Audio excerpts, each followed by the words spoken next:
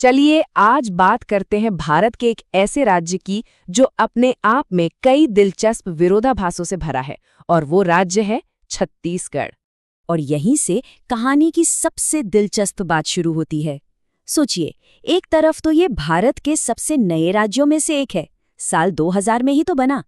लेकिन दूसरी तरफ इसकी जड़ें, इसकी सांस्कृतिक विरासत इतनी पुरानी है कि आपको इसका जिक्र महाभारत और रामायण जैसे हमारे प्राचीन ग्रंथों में भी मिल जाएगा।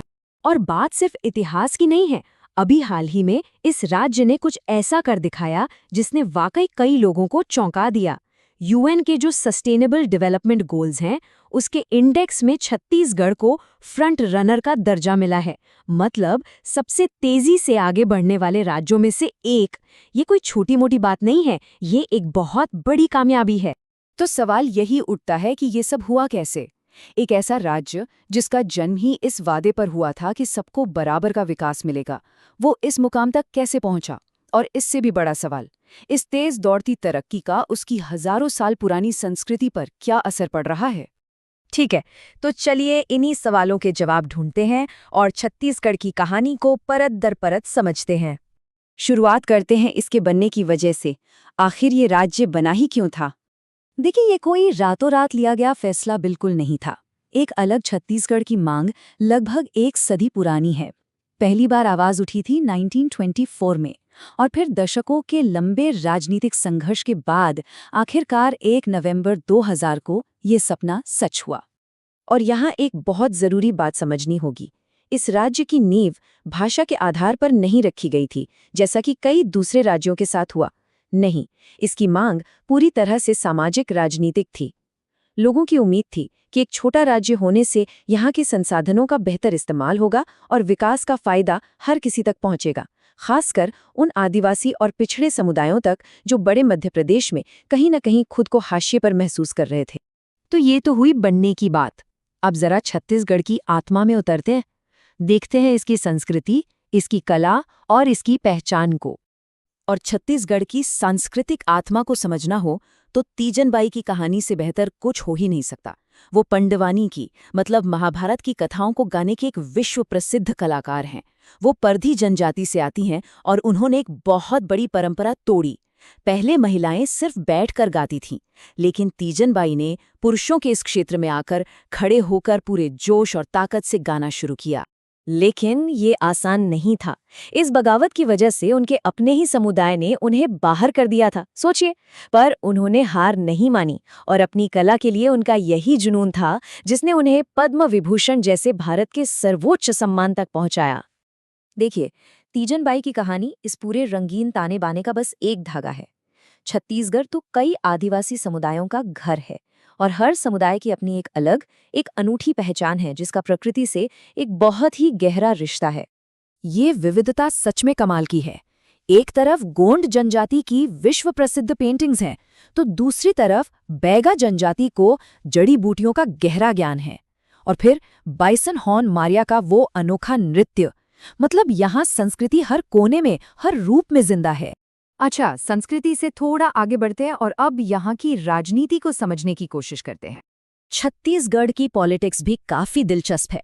भले ही यहाँ की लोकल पहचान बहुत मजबूत है, लेकिन सत्ता का खेल मुख्य रूप से दो ही नेशनल पार्टियों के बीच चलता है, बीजेपी और कांग्रेस।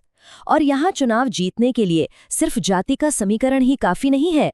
गुड गवर्नेंस, राष्ट्रीय मुद्दे और बड़े नेताओं की छवि, ये सब भी बहुत मायने रखता है। अगर हम यहाँ की आबादी पर नजर डालें तो अन्य पिछड़ा वर्ग यानी ओबीसी और आदिवासी आबादी का बहुमत है। लेकिन इसके बावजूद ऐतिहासिक रूप से राजनीति में ऊंची जातियों का दबदबा रहा है, और यही समीकरण राज्य की राजनीति में एक लगातार खींचतान बनाए रखता है। चलिए अब वापस उन आंकड़ों पर आते हैं जिन्होंने हमें शुरू में चौंकाया था, वो विकास की कहानी। पहले एक नज़र पूरे देश पर डाल लेते हैं। भारत ने सस्टेनेबल डेवलपमेंट गोल्स पर लगातार तरक्की की है और ये बढ़ता हुआ स्कोर इसी बात का सबूत है। और ये है वो बड़ी खबर, छत्तीसगढ़ ने सिर्फ सुधार नहीं किया बल्कि एक जबरदस्त छलांग लगाई। वो सीधा देश के टॉप परफॉर्मिंग राज्यों की फ्रंट रनर कैटेगरी में आ गया। ये उस वादे को पूरा करने की दिशा में एक बहुत बड़ा कदम है जिस पर इस राज्य की नींव रखी गई थी। अब सवाल है कि ये तरक्की आई कहाँ से? तो इसका श्रेय जाता है कई सरकारी योजनाओं को। प्रधानमंत्री आवास योजना, उज्ज्वला योजना, जल जीवन मिशन, ये सब। लेकिन खास बात यह है कि छत्तीसगढ़ में इन योजनाओं ने दूर दराज के आदिवासी इलाकों तक पहुंचकर असली बदलाव लाया है, लोगों की जिंदगी को सच में बेहतर बनाया है। और ये सब सिर्फ कागजों पर या आंकड़ों में नहीं है। आप जमीनी स्तर पर देख सकते हैं कि ये योजनाएं कैसे आर्थिक गतिविधियों को और खास तौर पर महिला सशक्तिकरण को बढ़ावा दे रही हैं। जैसे ये महिला स्वयं सहायता समूह जो वर्मी कंपोस्ट बना रहा है। तो अब आते हैं आखिरी और शायद सबसे अहम सवाल पर, भविष्य और विरासत के बीच संतुलन की चुनौती। ये एक बहुत ही जरूरी सवाल है। जब विकास इतनी तेजी से हो रहा हो तो क्या हमारी परंपराएं, हमारी जड़ें कहीं पीछे छूट जाती हैं?